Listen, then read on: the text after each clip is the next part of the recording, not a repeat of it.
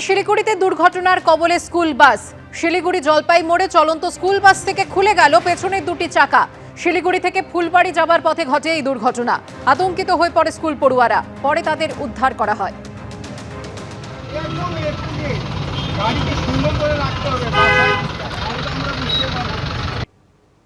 অভিষিক্তার কাছে Prince Anwar Shah road কানেক্টরে তিনটি গাড়ির সংঘর্ষ। দুর্ঘটনায় আহত দুজন।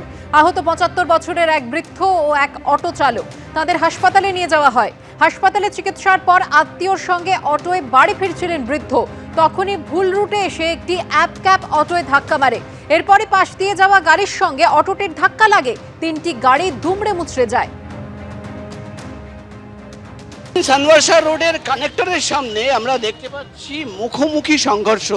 দুটি গাড়ি, প্রাইভেট গাড়ি এবং একটি অটো মুখোমুখি সংঘর্ষ হয় এবং অটোতে যারা বসেছিল তার মধ্যে তিনজন আহত হয়েছে। এবং এই ঘটনা সকাল ঠিক ৯:৩০ নাগাদ ঘটে এবং আমরা দেখতে পাচ্ছি এখন পুলিশ কর্মীরা এখানে এসে পৌঁছেছেন। ট্রাফিক পুলিশের জওয়ানরা তারা এখান থেকে যে অটো আটকে ছিল, আমরা দেখতে পাচ্ছি অটো কিন্তু সামনে রীতিমতো কিন্তু দুমড়ে মুচড়ে গেছে এবং অটোতে যারা বসেছিল তারা কিন্তু গুরুতরভাবে আহত হয়েছে। তাদের চিকিৎসা চলছে। একজন বয়স্ক লোক, তিনিও কিন্তু আহত হয়েছেন, বৃদ্ধ। এবং যেভাবে স্থানীয় বাসিন্দারা বলছেন যে তিনটে গাড়ি সামনে থেকে, অর্থাৎ অভিষিক্তা মোড় থেকে একটি গাড়ি আসছিল, সামনে আর একটি অটো এবং উল্টো দিক থেকে আরেকটি গাড়ি, মুখোমুখি তিনটে গাড়ি সংঘর্ষ হয়। গাড়ি শিখছিল একজন, ওই জন্য ঢুকে গেছে রং রুটে, বুঝতে পারিনি অ্যাক্সিডেন্ট হয়ে গেছে। এই যানজটের মধ্যে গাড়ি শিখছিল। এই গাড়িটা ওই পাশ থেকে এসছে, ওই গাড়িটাই আপনার শিখছিল মনে হয় বাচ্চা ছেলেটা। ও আচমকা ঘুরে গেছে আর অটোওয়ালার এই গাড়ি সোজা মেরে দিয়েছে। এখন কিন্তু এলাকায় যে যানজট তৈরি হয়েছে এই ঘটনার জেরে, সেটা কিন্তু ঠিক করার চেষ্টা চালাচ্ছেন আধিকারিকরা।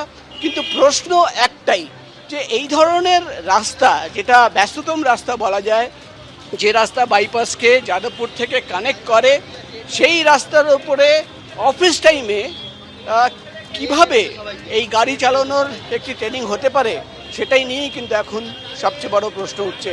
ক্যামেরায় পার্থর সঙ্গে প্রকাশ সেনা, এবিপি আনন্দ, কলকাতা। তো পেশেন্টকে তো জোর চালানো যায় না। আমি আস্তে আস্তে আমার রাস্তা ধরে আসছে, হঠাৎ এই সাদা গাড়িটা মানে এরকম একটা পিক আপে গেল। আমি তো আমার ব্রেক দাঁড়িয়ে গেছি, আমাকে মারলো প্রথম, মেরে এবার পিছন দিয়ে ওই যে গাড়িটা ছিল, পিছনে আর একটা গাড়ি ছিল আমাদের, ওই গাড়িটাও পিক আপ কন্ট্রোল না করতে গিয়ে উনিও আমাদের মেরেছে। দুদিক দিয়ে আমাদেরই মেরেছে। আমি কিন্তু কিছু জানি না, আমার পা ঢুকে গেছে, মাথাটা কাছের মধ্যে লেগেছে, হাতটা লেগেছে। আমি ওই মধ্যে লাফতে লাফতে ও ড্রাইভার পালিয়ে গেছে। একটা বাচ্চা ছেলে ছিল, এইটুকুনি আমি দেখতে পেয়েছি।